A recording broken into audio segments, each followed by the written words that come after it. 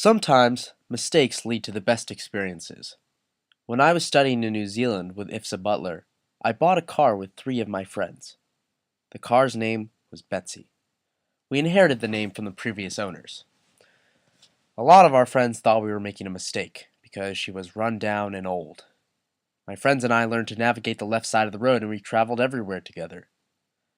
During some of our adventures, Betsy was not just a car, but a shelter as well. However, as we traveled, Betsy began to require more and more maintenance. Some days she wouldn't even start.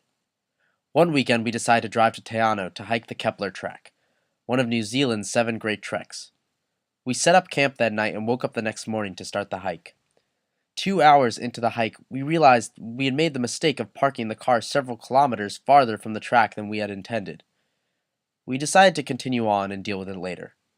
The next day, after our descent, my friend Andrew and I decided to hitchhike to our car so that we could drive back to the base of the mountain to pick up our friends.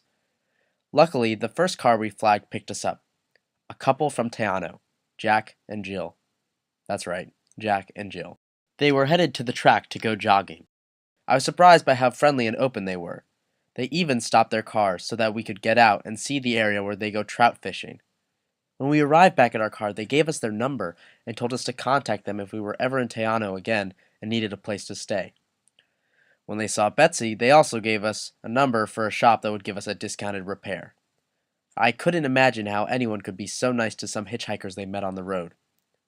When telling this story to people I know in the US, they thought we were crazy for waiting so long to fix the car, and even crazier to go hitchhiking.